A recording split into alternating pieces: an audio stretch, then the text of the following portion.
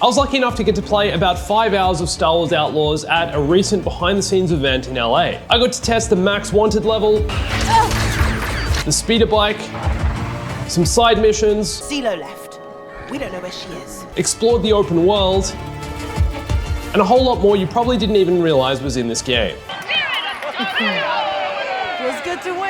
So today I'm going to answer 50 of your questions about Star Wars Outlaws. Let's go. Hey everyone, it's Andrew. Okay, this one's from my Twitter at Bombastic. Does the open world feel more open than Jedi Survivor? 100% yes. Jedi Survivor technically isn't open world, it's more of a Metroidvania style of game, whereas Star Wars Outlaws, it's fully open and you can go space to ground, fly between planets, all pretty seamlessly. You will lose control of your ship for a brief amount of time as it jumps from the ground to sky and a brief cutscene plays, and also when you're going through the clouds, you're still able to sway your ship side to side, but the boots on the ground map worlds are also way bigger than those of Jedi Survivor. So far, I've only played on Toshara and a little bit of Kijimi. Toshara is by far bigger, but there's a lot to explore here. Also from Twitter, can you play multiplayer? No, this is a single player only game. Are there day-night cycles for all planets? As far as I've seen, yes, there are. We saw a day-night cycle for Tatooine in the trailers, and while playing on Toshara, the world created specifically for this game by Massive Entertainment, I was in the map long enough to experience it turning to nighttime, which changed the vibe altogether, giving everything this kind of purpley darker hue. I assume this will also be the case for all the other planets. They said the graphics are dumpster fire. Are they at least Division 2 caliber? Say it ain't so, Bombastic, say it ain't so. But in all caps. I honestly thought the graphics were really good. Yes, some of the facial animations I think are a bit weird, kind of on the level of RPG style games though, but definitely when it comes to environments and world exploration and space, this game looks stunning, like actually properly stunning. I thought the render distance was also incredible. You can see so far and it looks all detailed. There's so much to see and explore. It looked great to me. Kijimi, I'm not so sure of, considering we really only see it in darker, snowy times. But why would they put this on some planets and then not others? I think it'll be there. What's the customization like? Is it on the level of Jedi Survivor? Unfortunately, this is one of the things I didn't really get to test. I know that the Trailblazer, your ship, and your speeder bike have a bunch of cosmetic upgrades and unlocks you can find, and I think you also unlock a bunch of these depending on which syndicate you end up siding with and what your reputation is with that particular syndicate. There'll be syndicate-specific unlocks for cosmetics and things like that, and I think the same goes for Kay Vess. As far as her customization goes, I believe at the moment it's only her upper and bottoms that you can change. So her jacket and top, and then also her pants. I'm not sure if there's any facial or hair customization like there was in Jedi Survivor. Perhaps it'll be a similar level to Jedi Fallen Order. Fingers crossed we get a poncho in the game. Poncho. Well, first thing I noticed is he's not wearing a poncho. Cameron! Okay, before we continue, did you know Star Wars Hunters Season 2 is out now? I played Hunters when it first released and was honestly surprised with how hooked I became.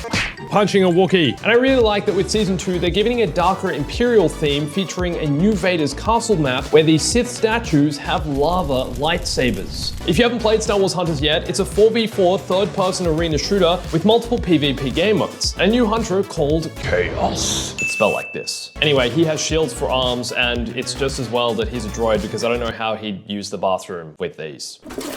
There's also a bunch of new costumes and skins like this Vader-inspired bundle for Reeve, or how about an Imperial Mandalorian? He clearly didn't get the no disintegrations memo. Star Wars Hunters is free to play and available now on Nintendo Switch, iOS, and Android. And you can download Star Wars Hunters now using my QR code or the link in the description. Can you give details on the side content, like side quests? As far as I've seen, there are a lot of side missions to do. I was constantly getting prompted by random NPCs who'd want to tell me a story or tell me about something specific that I'd have to go look for. Some of these are search quests, like the type of quest where you just have to go fetch something that'll maybe give you an unlock. For example, I went to unlock the boost for my speeder bike, which required me to go exploring in this wind tunnel, complete a bunch of platforming puzzles, and then returning to this NPC so that she could equip the upgrade. There are also random things to do in the world, like speeder races. You can hang out in the cantina, you can gamble, you can play sabacc, you can bet on Fadia races, you can change the song in the jukebox, and I believe there's also a bunch of side content for each syndicate and which one you're in good favor with. Can you buy or customize vehicles like speeders and spaceships? As far as I've seen, no. You'll have your speeder bike and then you'll have the Trailblazer and that's it. You can customize them a little bit, but you can't change the one you're flying or using. Was the gameplay from the IGN showcase old footage? Because if it was, and the game looks better now, then that's good. So this is referring to some Star Wars Outlaws footage that was released on IGN a few weeks ago. It looked a bit rough around the edges. It was a mission on Tatooine. You had to go into a dead Sarlacc to retrieve a Sarlacc tooth for this Jawa, and I don't think think it looked awful, but there are definitely a few flaws here and a few bugs. And based on what I've seen and played, yes, the game isn't flawless. Yes, it is a little rough around the edges at times, and there's definitely a little bit of jankiness, but overall, I don't think that IGN footage was a fair reflection of what this game is and the amount of fun you can have in this game. It seems like there's so much to do and explore, and from the 2 times I've played this game now, between Ubisoft Forward and then the event that was a few weeks ago in LA, there were already things that had been smoothed out between those 2 builds, which neither were the final build. So definitely don't base your understanding and your impression of this game on that footage that was released on IGN. I think there's a lot more to love here, and it wasn't a fair reflection of what this game is. Can we board frigates, cargo ships, and possibly steal from them? As far as I know, there are definitely space stations you can land on that are orbiting the atmospheres of these planets, and you can go into the cantina, get yourself a drink, probably do some stealing. Will we come across Clone Wars tech during our adventures? I mean, ND5 is literally a BX commando droid, so I'm gonna say yes, there'll probably be some more Clone Wars references and tech you can find. How well did it run? Were there stutters? Overall, my experience was honestly really good. I didn't really experience any frame drops or performance issues that I could see, and like I said, I wasn't playing the final build, and I'm assuming that by the time the final build comes out, they'll have smoothed out some of these other issues people may be referring to. Let's hope anyway. Is there dynamic weather? This one I'm not entirely sure about. There's definitely a day-night system, but in terms of weathering, I think we'll have to wait and see for that one. Each planet has its own weather system, I guess, like on Kajimi it's snowing, but I'm not sure this actually affects your gameplay. They hinted that you can pick up contracts from the cantinas like smuggling, bounty hunting, and thieving. Are these actually in the game, and if so, how does it all work? I didn't get to play these, but I definitely saw them in the game and had a look at the bounty hunting and side missions. Basically, you can just accept a contract, will be given clues as to where the bounty might be hiding, and then can go out in your own time and explore that side quest and hunt them down. It's definitely part of the side content of the game, and you have the freedom to do these kinds of activities when you like. How do weapons and gear work, and how do you get and upgrade them? So you start the game pretty basic, where Kay just pretty much has her blaster. You learn the Deadeye ability, which allows you to slow time and pick off multiple enemies at once. But then as you play through, you can kind of upgrade and customize your playstyle, all depending on Kay's blaster. So you have the ability to unlock the stun shot, and then there are also iron shots, there are explosive shots, there are burst rounds, I think there's some automatic modes, and some other features that maybe disable droids. All of this kind of stuff, I believe, is unlocked through the expert system, where you go and find these NPCs in the world who'll send you on quests teaching you these new abilities, allowing you to upgrade them. This is this game's answer to the skill tree. It doesn't have a skill tree. Instead, you're rewarded for going on these side quests and unlocking these things through gameplay. How do you get in-universe missions? Do you have to go to a syndicate hideout, go to a cantina, receive a transmission, and do they feel natural and genuine to the Star Wars underworld? Pretty much all of the above apply here. Yes, you can get some syndicate missions. Yes, some are just given to you through transmissions. Yes, some other missions and side quests you can learn through going to the cantina or through the bounty hunting system. And honestly, after playing, my biggest takeaway was that it felt like Star Wars. You felt like you were immersed in the world of Star Wars, and that was part of what was so exciting about this and made me want to play so much more than I got to. How do you earn credits in the game? Honestly, there are multiple ways. You can complete main story quests, side quests will give you credits, siding with different syndicates and performing tasks for them will earn you credits, and then also doing other side content. Gambling, playing Sabacc, betting on a Favia's race. There's multiple ways to earn money, and then what can you spend them on? Also a ton of things. I believe some of this stuff is speeder upgrades, upgrades for your ship, but then also a bunch of cosmetic items, such as new equipment for Kay, new abilities, cosmetic appearances, and more. Also, can you play as the hot commando droid? Unfortunately, no. He's just a side character. I did ask the actor who played him this, if this interests you. How does it feel to play what's being called the sexiest droid? Coming. He's been waiting for this. How difficult is the game, since we're an outlaw trying to survive? Honestly, at times, kind of tricky. And I think this will depend on how long you spend with the game and whether you upgrade all your abilities. I found the stealth to be quite brutal, and speaking to a bunch of the other creators who were at the event, they also found the same thing. Some of the stealth challenges and puzzles and making your way through rooms, you'll definitely fail multiple times. Also, if you get your wanted level all the way up, I'm pretty sure the Empire won't stop hunting you until you go and disable the wanted level by using a key card to terminate your wanted status. And I completely failed at this. I was way too low a level to even attempt this. I didn't have the right gear and weapons to get myself out of trouble, so they killed me. Is there a difficulty setting? I'm actually not sure about this. I'm assuming there will be, but I didn't get to see one in my gameplay. Mandalorian armor, I really hope so. I don't really understand how it would make canonical sense, but I hope they add something that's Mandalorian themed to the game anyway. No promises there though. Why do you think people are hating on the game before it's even released? A number of reasons. Ubisoft definitely doesn't have the best track record.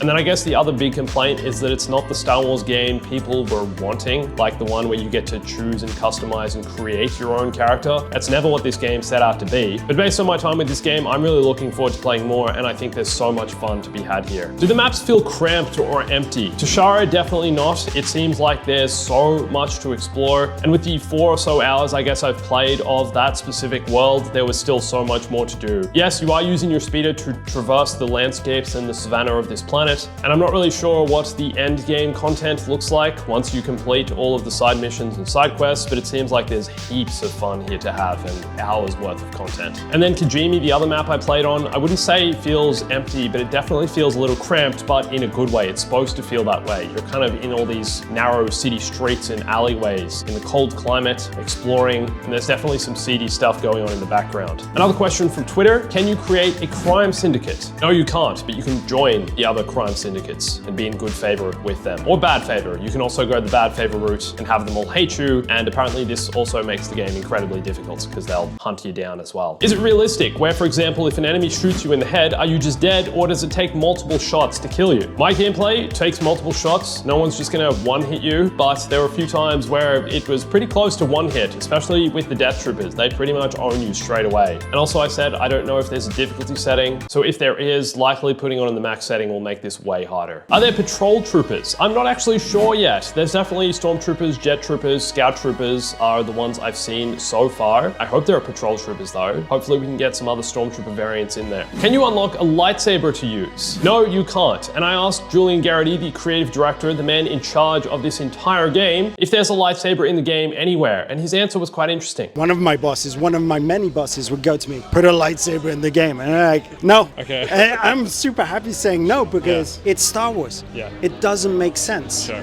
at this moment, in this era, Yeah. for this character type to come across that.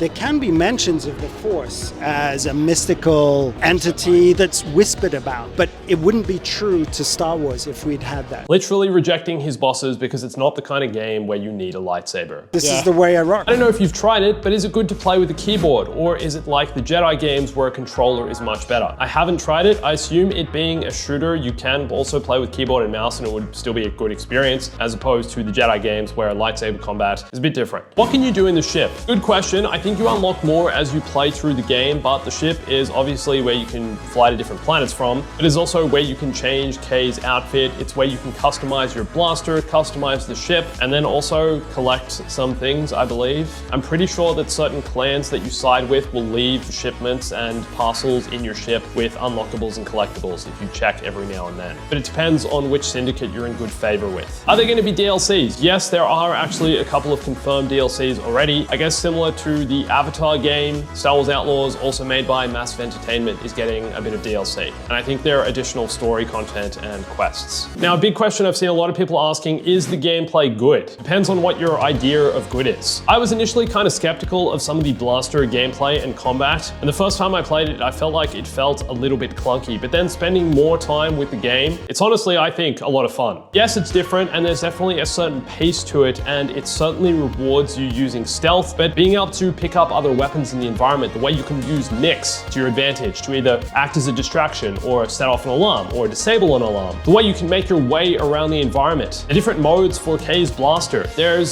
so many different gameplay features and ways you can choose to play, and I think that's what makes the gameplay really interesting. Also, Kay's blaster is kind of cool the way she does this really quick draw thing. If you center your screen and press the fire button, you can shoot straight away. There's some really cool blaster animations I really enjoyed, so yes, I think gameplay is good. in terms of combat anyway. Are there enough upgrades for the blaster pistol to make it feel like you don't need different weapon types? Yes, definitely. If you put enough time into upgrading Kay's blaster and following the expert who helps you do so, there are a bunch of different unlocks, like ion unlocks, which are good at disabling droids. I believe there's explosive shots, there's higher rate of fires, there's burst fire, there's disabling shots, there's stun shots. And the thing is, you can't have all of these equipped at once. You can only choose a few, and you'll have to develop your game style accordingly. Are you able to travel to and explore every planet immediately after doing the intro mission? I don't believe so, because I believe in the mission I was playing, your ship is a bit wrecked and you have to repair it. That was what I was playing through for part of it. Yes, it's a classic video game thing, but it was kind of fun, and it's introducing you to some of the early game stuff, and you don't want to be open to all the worlds immediately. I think it's better that they drip feed them to you anyway. I'm not sure as well, because I was playing on a limited build of the game where we couldn't fly just anywhere. We could only go between Toshara and Kijimi, but I don't think it's going to take too long to unlock all the planets anyway. What are the variations in enemies like? Difficulty, look, class? I've seen a few different ones, but mostly just stormtroopers, scout troopers, death troopers, which are definitely a lot stronger and take more hits, or a different kind of blaster. I couldn't do any damage to them with what I had at the time. And then there's also some droid types which will react differently and you need to use ion blast against. And then there's also enemies from each of the different syndicates, which have a variety of different weapons. I haven't seen much melee yet, and everyone pretty much has a blaster, but I don't think it's on the level of Jedi Survivor's different enemy types. Different kind of game. This is more of a shooter, obviously not a melee combat game like Jedi Survivor, so it's kind of different in that sense, and like I said, you'll be required to use stealth quite a bit. Are the gunfights any good? They look slow as hell. They're definitely not slow when you're in them. I get why you'd have this understanding, but it's kind of like playing Jedi Fallen Order or Jedi Survivor. Watching gameplay, it does feel kind of slow, but when you're in it, there are so many different variations in what you can do, and I think they've built quite a unique system with Kay's blaster and the different upgrades and weapon abilities you can equip for it. So no, it doesn't feel slow when you're playing. Does it really look like the original trilogy? Yes, it definitely feels like you're in that era and you sense the Imperial presence pretty much everywhere you go. Do you actually fly between planets, or do you have to hyperspace jump like in LEGO Star Wars: The Skywalker Saga? Okay, so just to clear this, it's not No Man's Sky level of you're fully in control of your ship the whole time and can explore any part of any planet. It's not like that. There is a very brief cutscene that loads as you get into your ship, and then as you're flying through the clouds, you kind of get to sway your ship side to side a little bit, but you're not technically in control. Definitely still feels like the most seamless space to ground we've ever had in a Star Wars game though. How intense can the wanted system really get? As far as I've seen, pretty intense. The enemies will pretty much start shooting at you from the first wanted level, and then as you level up, we'll throw more enemies at you. However, exploring around, I felt like I wasn't in too much trouble if I kept moving with the level 5 wanted level. But when it gets to level 6, I'm pretty sure you can't actually clear your wanted level just by hiding. You have to literally go and confront the death troopers if they haven't already come hunting for you, kill them all, and then disable the wanted beacon. This is pretty tricky to do, I believe though, and it requires more upgrades later into the game. Can you buy different guns, clothes, skins? Guns, no, but upgrades for your weapon, yes. Clothes, yes, I believe you can buy them. And skins are pretty much the same thing. Yes, you can buy skins for, I guess, your ship as well, and also your bike.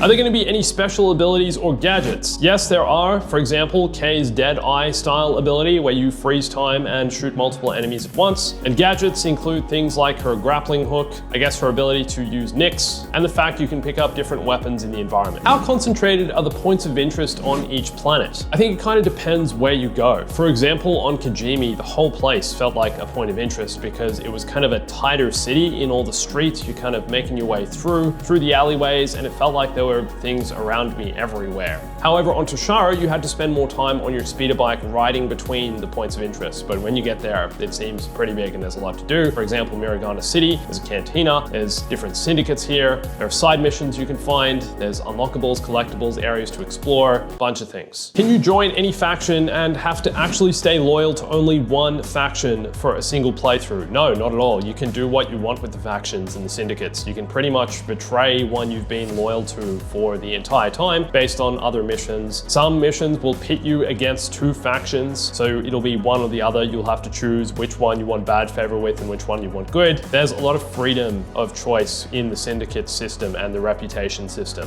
How many planets will we be able to fully explore? As far as I know, there are 5 in total. And so far they include Tatooine, Toshara, Akiva, Kijimi, and Canto Bight, or Cantonica, the planet. Are there auto-generated side missions in the open world, or only specially handcrafted ones? I don't think anything's auto-generated here. Everything is made specifically. You can definitely ignore the main plot and just go spend hours doing your own thing, kind of Red Dead Redemption style. Since it's made by the same team, is the customization as in-depth as Avatar Frontiers of Pandora? Is the combat just as difficult? As far as weapon customization goes, I'd say yes, in some ways. There is a lot you can customize, especially when it comes to Kay's blaster, but definitely not in terms of creating your own character and who they are, which Avatar Frontiers of Pandora allowed you to do. Is the combat just as difficult? Yes, stealth in this game is pretty tricky. How unique are areas of space around the planets? Is there just as much in space as on the ground? Each space, biome, or location does definitely feel unique, and I think the developers have specifically tried to do this. So for example, Toshara space looks like this, whereas Kijimi space looks like this. There are all these clouds and lightning and things to go and explore and find. I don't think there's as much to do in space, as far as I'm aware, as down on the planets, but there's definitely seemingly a lot to explore here, and there'll be also random events that are occurring that you can go and join. You can go help someone that's being attacked, or you can shoot down some Imperial TIE fighters. You can even land in a space station, I believe. A bunch of things to do in space. Did you have fun playing? Yes, I certainly did, and I can't wait to go so much deeper into this game, because I feel like in the time I played, I still have only scratched the surface. If you have any more questions about Star Wars Outlaws, leave them down below. Maybe I'll make another one of these. Don't forget to check out Star Wars Hunters Season 2 for free using my QR code or link in the description. And if you want to see my full impressions of the game and a more detailed look at the wanted system, then watch this video here. Thanks for watching this. My name's Andrew. Catch you soon.